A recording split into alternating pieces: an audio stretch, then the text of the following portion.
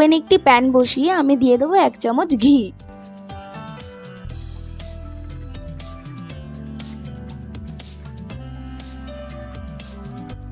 ফ্লেমটাকে লোতে রেখে ঘিটাকে ভালো করে গলিয়ে নিতে হবে।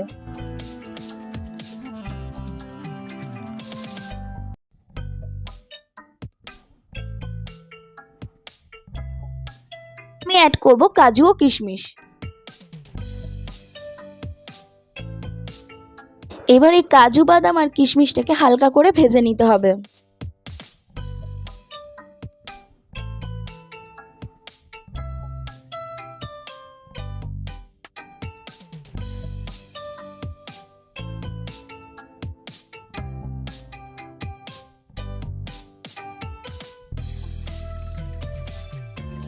আর কাজু ও কিশমিশটা ভাজা হয়ে গেছে, এবার এটা তুলে একটি পাত্রে রেখে দেবো।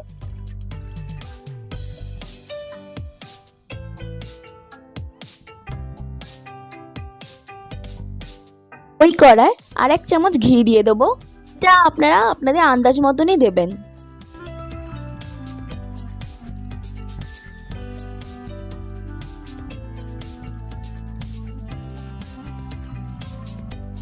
দেখুন ঘিটা ভালোভাবে মেল্ট হয়ে গেছে। এবার আমি অ্যাড করব গোটা গরম মশলা।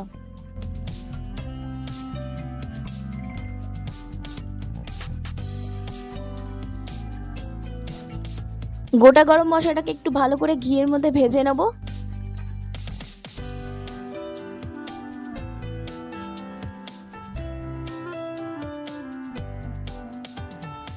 এবার আমি ম্যারিনেট করা চালটাকে দিয়ে দেবো।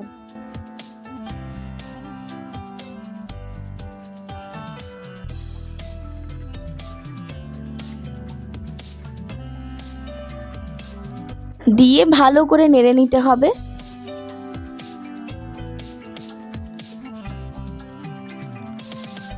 এবার চালটাকে ভালো করে ভেজে নিতে হবে। এখন গ্যাসের ফ্লেমটাকে একটু মিডিয়ামে রাখতে হবে, আর চালটা যতক্ষণ না স্বচ্ছ হচ্ছে ততক্ষণ আমরা ভাজতে থাকবো।